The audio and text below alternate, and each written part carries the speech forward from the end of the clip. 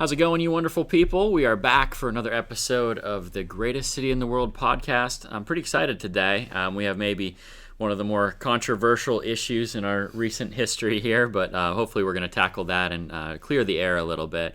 Have with me today Mike Krafick from Armstrong, Indiana Clarion Drug and Alcohol Commission. You got it. Did I get it? Okay. You did. That's quite the title. And we're here today specifically talking about, you might have seen in the paper or seen on social media, they're right now in negotiations to purchase the Church of God on Woodward Avenue, and there's a lot of people for it, a lot of people against it. It's creating a lot of heated debate, and so I just reached out to you guys and just wanted to see if we could get together, have this conversation, and hopefully at least get the truth out there, right? So that people can make a proper decision. So, Mike, tell us what you do with the Drug and Alcohol Commission, and how did you end up in the job that you're in? Okay. Well, thanks again for having me on to talk about this issue. So I am a certified recovery specialist and the CRS supervisor for the Armstrong, Indiana Clarion Drug and Alcohol Commission. I've worked for the Drug and Alcohol Commission since 2010, so this coming March it'll be 10 years that I've been with this agency. And what we do at the Drug and Alcohol Commission is we are the single county authority for those 3 counties. So we are responsible for the oversight of drug and alcohol treatment, case management, prevention, and recovery support services as it relates to substance use. Okay. So you actually oversee the entire county's program. So if there's, are there other agencies that work under you then, or how does that? Sure, we contract treatment services out. So, for example, Arc Manor is one of our contracted treatment providers. So if somebody is looking to go to treatment, we would help get them connected with one of our treatment providers, like Arc Manor, the Open Door in Indiana. Okay. So are you then like kind of first line? Like people will come to you mostly, or will they go to these other services first? How does all that? So it can really work either way. We really tried to set it up so there was no wrong door for people to walk into. But yeah, absolutely. Somebody could walk into any one of our offices and say they want some help. Our case managers will do a level of care assessment, make a determination of what the recommendation for treatment is going to be, and then we will help set that up with one of those contracted treatment providers. What's unique about our agency is if somebody doesn't have health insurance, so maybe they don't have the ability to pay for their drug and alcohol treatment, we get money from the state to supplement that stay in treatment, that we could fund somebody's stay in treatment if they don't have the means to be able to pay for it. Okay. So then, so let's say I'm an addict, I want help, I want someone, and so I go to your guys' door, I walk in there. What's my experience like the first time that I encounter you guys? So you're going to be greeted by one of our administrative assistants who's going to get some basic demographic information and find out what's the reason for you coming in at that point. Collect some basic information, have you sign some initial paperwork to get the process started, and then set you up with one of our case managers that, like I said, does that thorough in-depth assessment to look at your history of use, what you're using and how often, because that's really going to determine what the recommendation is going to be. Yeah. Somebody using opioids, heroin, may have a different treatment recommendation than, say, an adolescent that's smoking marijuana on the weekends. Yeah. Right. It's going to determine on a lot of those factors whether or not somebody has been to treatment before, or what's their access to transportation, housing, employment. All of those things are considered when making that recommendation. Okay. So there's a lot of different factors that go into that. Absolutely. I was actually just talking with the commissioners earlier today in an interview, and we were talking about kind of the story over the last few years. You know, everyone looks at the 2015 numbers, and me too, where we were number 2 per capita in the state for overdose deaths, and now that it was something like 62 or 64 in 2015. And this year to date, it's 17, which is still obviously that's 17 people that are not in our community anymore, which is horrible. But coming from a number in the 60s, you guys, I'm assuming, have been instrumental in that change that's happened over the last few years. There's been a lot of efforts that have taken place since 2015. First and foremost, one of the most important things that I think we've tried to be involved with is getting naloxone into the hands of first responders, making sure police, fire, EMS have access to this life-saving medication. And then on top of that, making sure that families and people that are using or potentially at risk for using opioids have access to that medication. Okay. So when you look at your success rates, like you have, I don't know, how many people come through your doors every year and how many people are, what are your metrics? Is it like clean after X amount of time, or how do you guys measure the results? Right, and that's the thing with addiction treatment and recovery is everybody sort of defines or measures success a little bit differently. Yeah. I know with our hospital program is something that I'm directly involved in. So we've been working within the hospital, specifically at Armstrong County Memorial Hospital, since 2016. So somebody coming into the hospital that substance use or alcohol use is a reason for their visit there, we will get them set up with one of our certified recovery specialists, a case manager, and look at getting them to treatment directly from the hospital. So they don't go home or have a long wait. They aren't given a brochure and said, here, call this number to set this up. We really want to remove all of those barriers to treatment. So since we've been doing that, in the 3 counties, we've had over 1,400 referrals.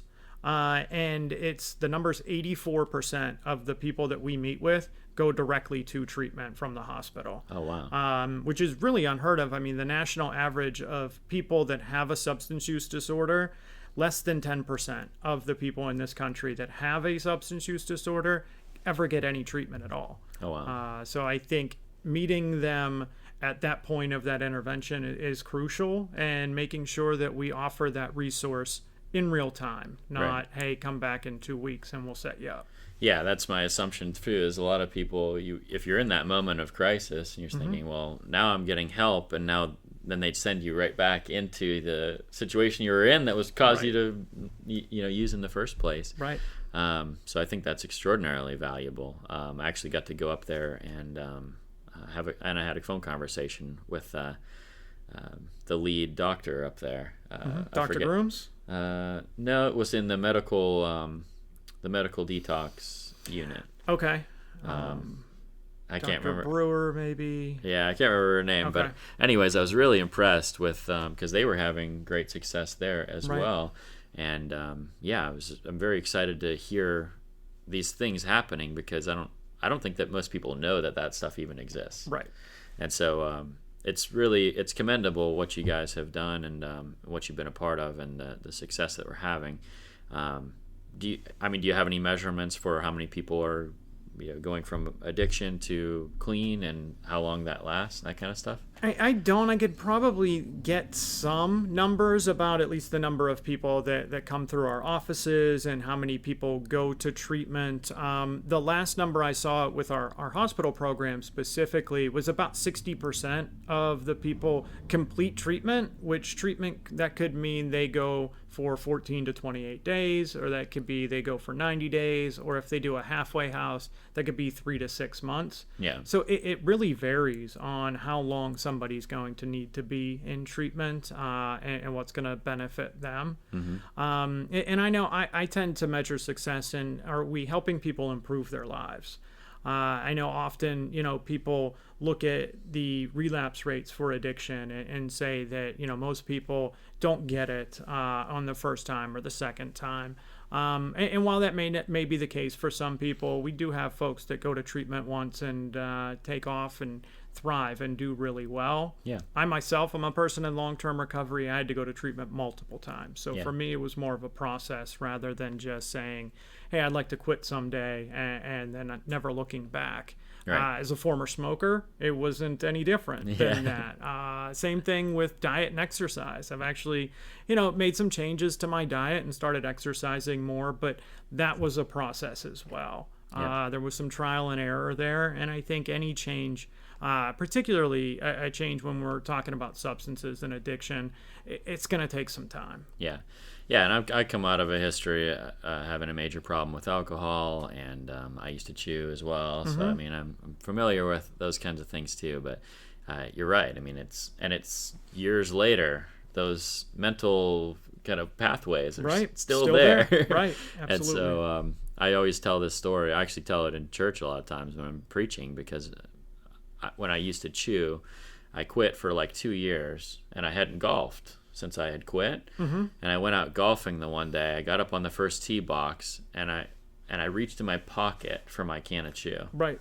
And it was like that was still there. The association was still there. And so it can take years, or, I mean, in potentially decades, to break all of those mental pathways. Absolutely. And that's what's happening in treatment is people are learning to deal with those triggers as they come up, and learning to identify what those things are. Because for you going into that golf scenario, you probably didn't make that connection before it happened, that, hey, when I go golfing, I want to chew. And then once you recognize that, you can maybe, hey, I'll take some gum, or I'll do something else to help me get through that initial craving. Okay. Well, very good. I know that's way more than I had listed here, but I want to just kind of cover what you guys do on a daily basis, because I think for the most part, people don't understand. Right. So thank you for clearing all that up. The reason we're here today, the hot button issue, is the purchase of the Church of God on Woodward Avenue. And so if you can fill me in a little bit and maybe just clear the air with the general public, what's that building going to be used for? I mean, what are you guys planning there that will be different than how you're operating now?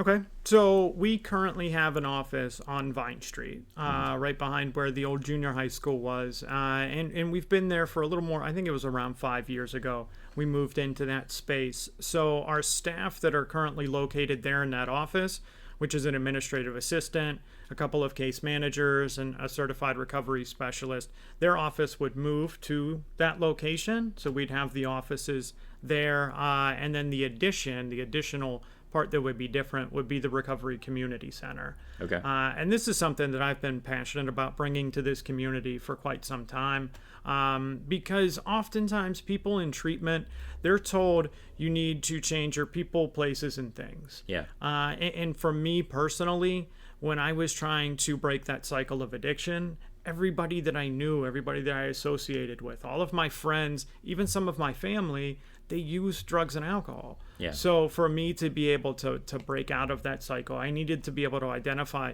new places to go, new people to hang out with, and new things to do.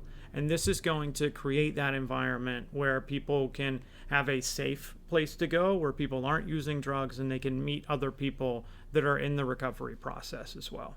Okay. And I think that's great. So you'd eliminate your office then at Vine Street. Right. We would move from that over into that one space. All right. And so the recovery center then was the major difference for you. What all would that entail? Like, explain to me recovery center. I shouldn't say recovery center. Recovery community center. Right. What's a recovery community center look like? What services would you offer there, or is it just like a place to hang out? I mean, I don't know. Yeah, definitely not just a place to hang out. Okay. We don't want, and I think that's the difference between what we're trying to do and maybe like a drop-in center or a clubhouse where people just kind of come and go and use whatever is there in the facility.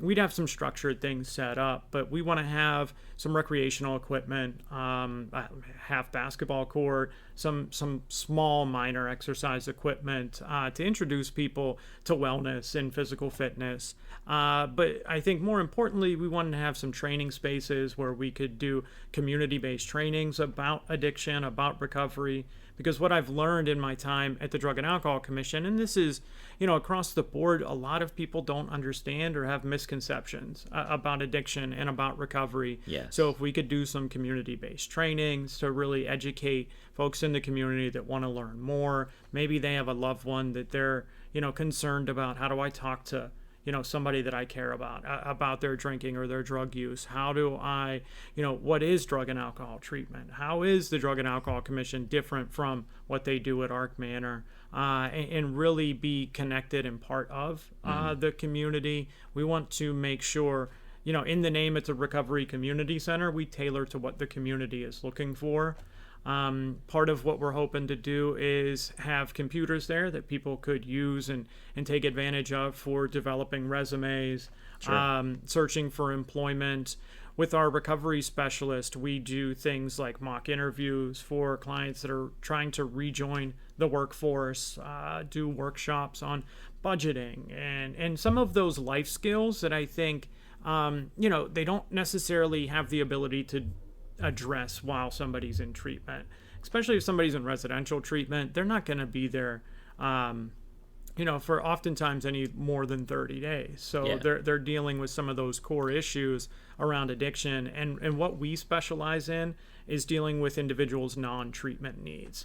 Yeah. Housing, employment, transportation being the core three. Yeah. Well, and I can see that, because if you're in a recovery facility, an inpatient facility, it's not practical for you to learn that stuff yet, because Right. you're not out grocery shopping and doing those kinds of things on Right. your own yet anyway. And so, but you do need that afterwards as you're kind of relearning everything. Right. Yeah, that's I definitely see the value in it, 100%. And the community aspect, I guess, is the other part that I'd love to touch on just a little bit. I've been researching this because this has become an issue for me as far as trying to use the platform that I've been given, and as a church, how can we reach out and help the community? And so been researching and reading books, and it's amazing how many recovery stories are people that are in isolation. Right. And we think a lot of times of an alcohol scene, and I think about my history with alcohol. I could be at a party with 100 people and be the most lonely I've ever been in my life. Right. And I think that's what alcohol and drugs does to us. We're trying to cover past traumas. Mm-hmm. We're trying to dull the pain that we feel. And so we run to these other things, and it actually isolates us even more. Right. Absolutely. There's a, guilt and shame play a major role Yeah. with substance use disorder. So that really isolates us from our friends and family. Even if we're still physically present with them, we're not emotionally connecting to them. Yeah. There's an author, Johann Hari. He wrote a book called Chasing the Scream, and he talks about the opposite of addiction. Maybe not recovery. The opposite of addiction is connection. Yeah. And that's really what we want to do, is help people form those connections, help reconnect them with their families, help reconnect them with some positive supports that they can lean on, and help them reconnect with their community. Yeah, that's the two books I read, is Chasing the Scream and Lost Connections by Johann Hari. And I don't agree with a single thing that he says politically. Right. But from a recovery perspective, from a mental health perspective, I could not suggest those books anymore. If any of you out there are looking for some great books to read, check those two out. And just for the first 4 chapters in each book alone, it's worth the cost of the book. Absolutely. Fantastic stuff. So I love to hear that that's where your heart's at. And I think that's when we get in these situations where everyone's arguing about what's going to happen there. I think we start to talk past each other, and we forget that all of our goals here are the same. Right. We all should want to help people. We all should want our community to be a better place to live. We might have different ways that we think that we should get there, but at the end of the day, we have a lot more we agree on than things that we disagree on. Right. So, I would agree with that. Yeah. So I guess now I'm going to get into some different objections here, and then some different things that people have mentioned to me that I hear rumors about one way or the other. So if you could help clear the air on that stuff, I think it would be helpful to everyone, hopefully. How did you guys come to find the building? Why did you like it for what you were doing? Is the process as simple as like, we're looking for a new place, let's go talk to people? Or do you guys talk to the city, you talk to the county, and you try to like pre-screen for a building, so to speak? So we actually hired a real estate agent to go out and find the property. Prior to that, we had been looking around Armstrong County just to see what was available, what was going to work. One of the challenges, I think, to some of the older properties and buildings throughout the borough is that our offices need to be handicap accessible. Okay. So sometimes looking at a space that's 2-3 stories, is that practical, or is that going to work for making sure that we have accessibility? And then just looking at the space that we're going to need to do what we want to do. Like I said, we moved into our offices, I want to say it was 2013. on Vine Street in Kittanning. And we have outgrown that space. And you had mentioned earlier about the scope of the problem in terms of the fatal overdose numbers going up and peaking in 2015 and 16. So to address that and to deal with that, we've added more staff and we've developed more programs like the hospital program to be able to better address the community's needs in that area. So we've really outgrown the office space we're currently in. So we wanted to find a place where we could combine what we want to do with a recovery community center and somewhere that could accommodate our office space as well. Okay. So the community center was the idea was born before the building. I mean, you guys wanted to do that for sure. Okay. And so just to clarify then, no city council people, no county people are involved in that decision. You guys are simply trying to expand the service and do a better job for the communities you serve. Absolutely. Okay. How do you think that building will make you more effective? How do you think it'll impact your success rates? So I think, like I said, if we can reconnect people, connecting people to other people in recovery has been proven to work. I mean, it's the foundation of groups like Alcoholics Anonymous and Narcotics Anonymous is connecting someone who is struggling with their drinking or drug use to somebody who's already overcome that. And the power of one person that's recovered helping another is immeasurable. Mm-hmm. So I think that alone will be a tremendous help. And I think just being able to all in one place connect the people that come to us for services with the resources and support that they're going to need, helping them address those non-treatment needs like housing, employment, transportation, at the same time being able to look at the social aspect of it. And by that I mean that reconnection to other people that are going to be positive influences in their life as opposed to maybe what they're accustomed to or what they're currently dealing with now. Absolutely.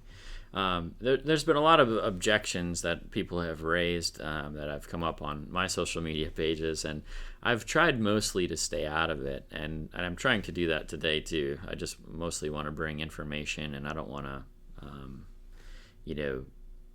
bash one side or the other. I do think that everyone's hearts are in the right place.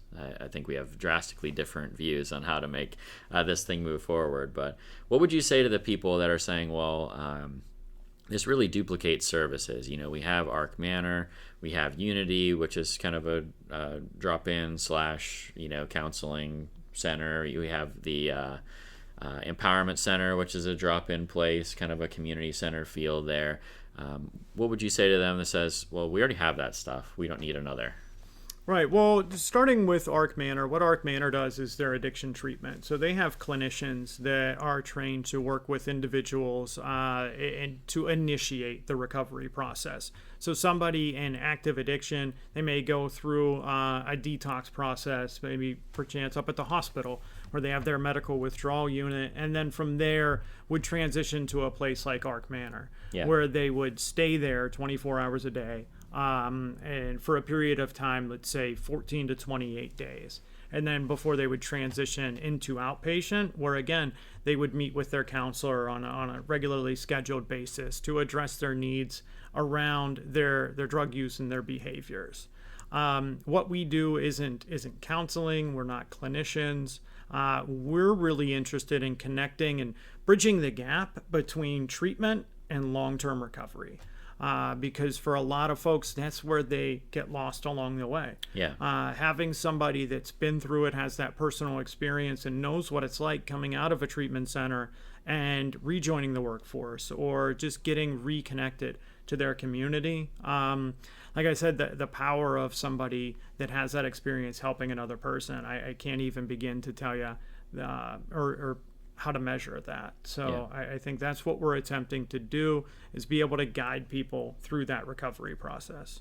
So then Unity, from my understanding now, after we've kind of looked at it, is more having to deal with mental health than it is to deal with addiction recovery. Yes. How about the Empowerment Center? I mean, how is that different from what you guys are doing? Empowerment Center is very similar to Unity in that it is mental health. It's funded by the mental health agency, and it's specifically designed and tailored to deal with or be a resource for individuals living with mental illness. It's not set up or tailored for substance use. Okay.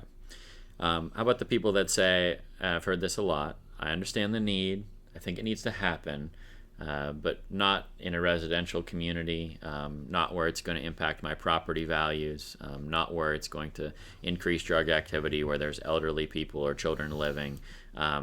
What do you say to those people? So basically not in my backyard. Yeah. Which is NIMBY, Yeah. which is a very common thing anytime you have anything to do with addiction or recovery coming to a community, whether it's residential or a business area.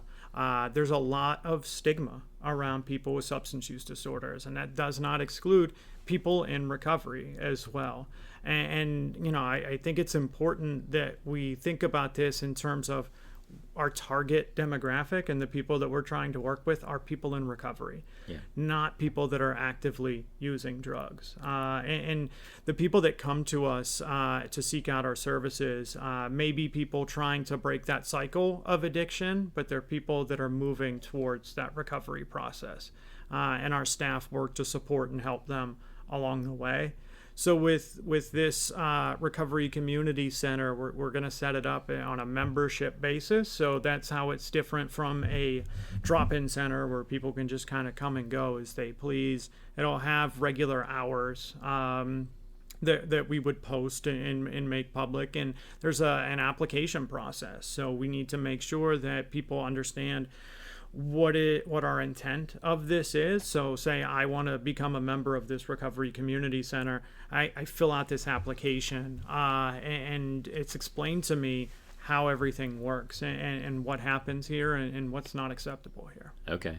So you guys will have rules and guidelines for membership, and if someone's breaking those rules, they'll be out. Right. Yeah, we would have a sort of a disciplinary process on how we would handle any problems or issues that would arise. I know at the last hearing, the SCA director from Lawrence County came down and talked about her recovery community center that they've had there for, I believe, 11 years now. Mm-hmm. And the time that whenever they were setting up, they ran into similar concerns and questions from people that either lived or worked nearby.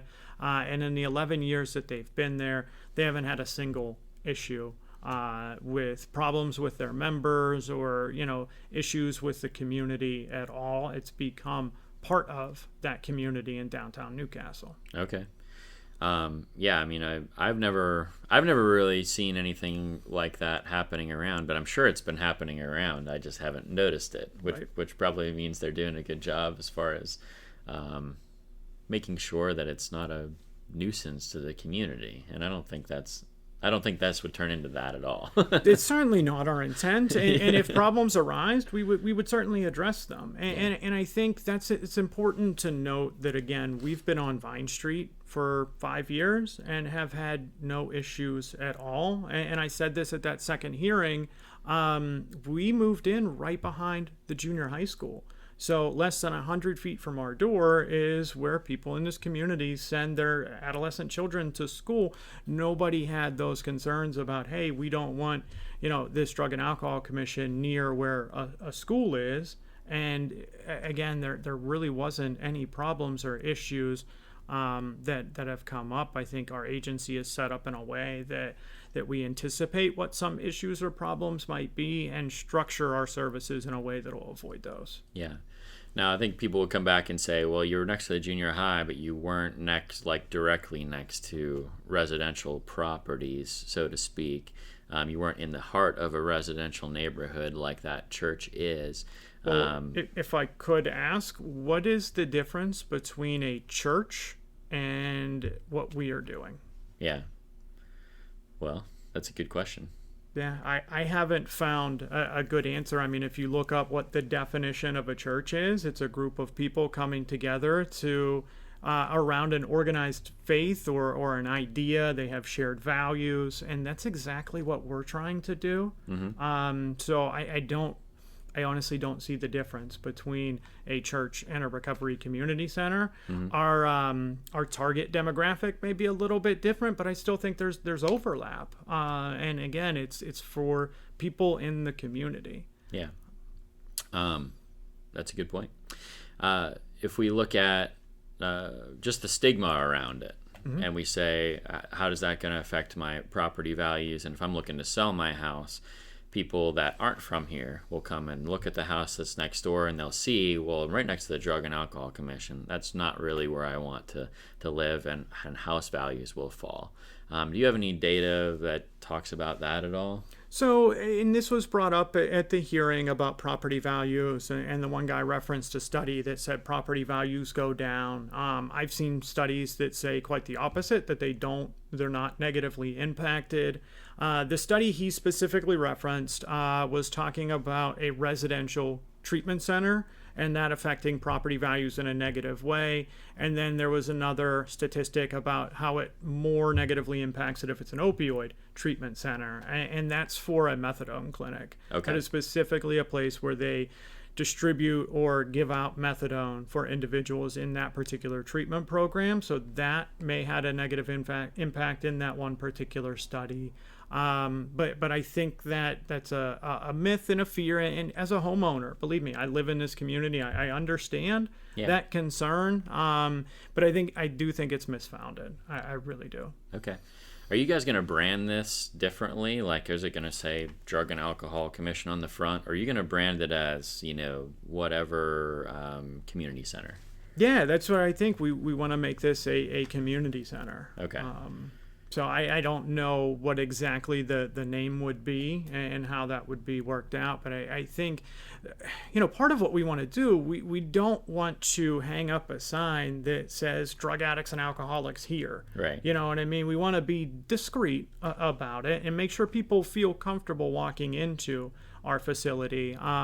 That's one thing that an office like ours or, treatment centers need to be aware of, is because of that stigma. People don't want to be known as or outed as somebody that's struggling with drinking or drug use. So, yeah, we're not going to have flashing neon lights that says addicts come here. Yeah. And I think part of the issue is people don't have all those details as far as what is the name going to be and how are you going to brand, how are you going to operate, all that kind of stuff. And so hopefully we're clearing the air a little bit.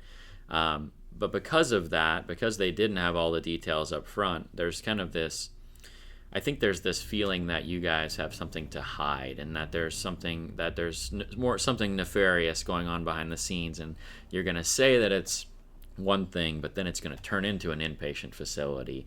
What would you say to the people that are bringing up those concerns, saying, well, they're going to sell it to us as this, but this is what it's going to turn into? Right. Well, that inpatient treatment is not what we do. We're not a residential 24-hour facility. We never have been. We never will be. So we have a contract with the state to oversee contracted drug and alcohol treatment providers, but by definition, we cannot be one. Okay. So we are not what's described as a functional unit, where we do what we do in terms of case management and recovery support and the oversight, as well as provide drug and alcohol treatment. So that's not in the plans at all, and it's not even possible, even if we wanted to do that. All right. I think that's a big one that I keep hearing over and over again as well. But they're saying that, but it's going to be. Thank you for clearing that up too.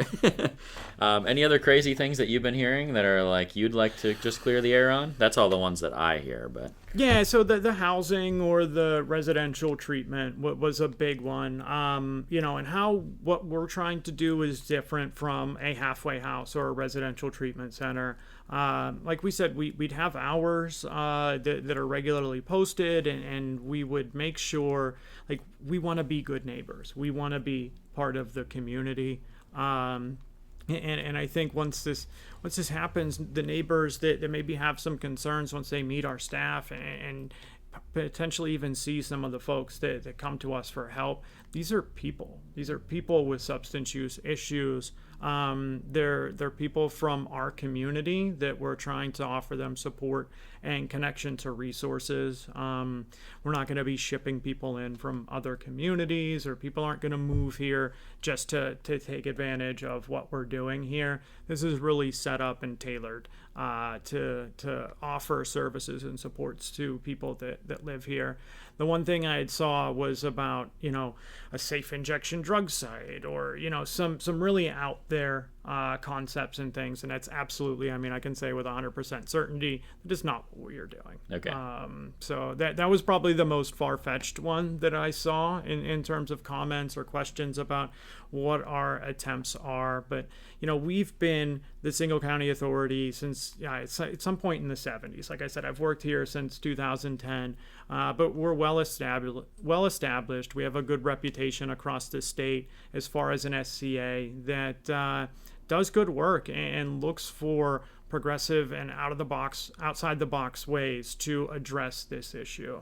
Like you said, we had record high numbers of lives lost due to drug overdose. So we want to make sure we do whatever we can to prevent that from happening. And I think despite our best efforts to let people in the community and everybody else throughout Armstrong County know who we are and what we do, I think until you're personally impacted by this issue, you just don't realize. You just don't know, where to turn for help. I can't tell you how often I hear that people didn't know that who we are and what we do and how to get help. We have parents that'll call us and say, I'm concerned about my son or my daughter. And, fortunately, a friend of mine or somebody else told me about you guys, because I would have had no idea that there was someone that could help them navigate this system. Yeah. Well, that's great. I just have a couple follow-ups to just end this thing on. What would it look like for you guys? I mean, we talked about connections, right? Mm-hmm. We want to make connections not only within the recovery community, but I think like in my dream scenario, we'd have connections between the recovery community and the rest of the community. Right. And those connections would be deep and integrated, and we'd see much higher success rates. Are there any plans in your guys' business plan, so to speak, to try to connect people to the community? Or what would it look like for you guys in like a dream scenario of if the community was 100% behind what you were doing, what would you want to see happen? So we'd have some input from people in the community, and we would have involvement from people in the community, business owners in the community. One thing I'd really love to see is to establish sort of a network of what I'd call recovery-friendly employers, and employers that we could work with, businesses that we could work with that are willing to give somebody an opportunity or a sort of a second chance if they don't have a great work history or there's some gaps in their resumes. They maybe don't have as much experience as you might like to see stepping into a job, but they're working with us. They're trying to rebuild their life, and somebody give them an opportunity at employment. That's how I see us connecting with the community. Mm-hmm. And I know I've been involved with the advocacy group for addiction recovery for a number of years. And, the main event that we do over the years is in September, the Recovery Walk. Yeah. But, some of the other things that we've done with that group is like trash pickups or going to St. Mary's Park last year and just picked up garbage and just picking up things that way. Because everybody that's involved with that is invested in making this community a better place to live. Yeah. And we want to put a face and a voice on recovery and let people know that people can and do recover. That's the one thing I hear most often that can be discouraging or so frustrating is people say, once an addict, always an addict. Right. And they never get better. And believe me, people said that about me. Right. And just this past April, I celebrated 11 years of recovery, and I couldn't even imagine where life has taken me since that time in 2008. But it is possible, and we want to make sure the community realizes that and that they're invested in that. Yeah, absolutely. I think no matter which way this ends up, I would love to see this situation begin a conversation of how can we partner with the great local services that we have in order to help them to be more successful. And so no matter what, I don't know if we've changed anyone's minds here or maybe we've turned people against it. I have no clue, but at the very least we have hopefully a closer picture of the truth than people had before. And what are your guys' plans if this doesn't happen? I mean, what are you going to do if this doesn't go through, and how does that adjust what you're trying to accomplish? So I think we still want a recovery community center. I mean, that's something that we're committed to. We like I said, we've really outgrown our current location, and it's been, I know, a goal of mine for quite some time to have this community center, especially, starting in Armstrong County and having the community that I live in, the community that I'm raising my kids in, have a place for people to go. And it's not just people that are struggling with addiction. I mean, recovery ties into prevention as well. So if you get people that have kids that are raising their children, and we can give them the supports and resources that they need to be successful, their children, we can break that generational cycle of addiction, and give the kids that are growing up here an opportunity to have a good opportunity to move forward in their lives rather than kind of staying stuck in that same cycle. Yeah. So we're committed to this, and we want to see this happen. Okay. So if we haven't answered a question or a concern that somebody has, are you guys open to communicate with the public if somebody has an additional question? Sure, absolutely. All right. So if you do have any other questions, maybe we'll put the link for your contact information in the description of this video.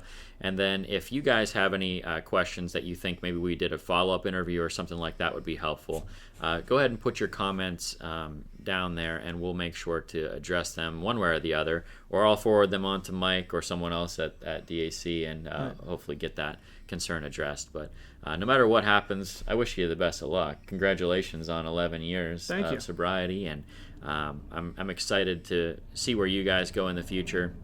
Whether this works out or not, I'm behind you 100%, and I would love to partner more and continue this conversation and see how we can eradicate addiction in our community. Right, absolutely. All Thank you. Looking forward to it. All right, Mike. Have a great day, and thanks for watching, you guys. We'll see you in the next one.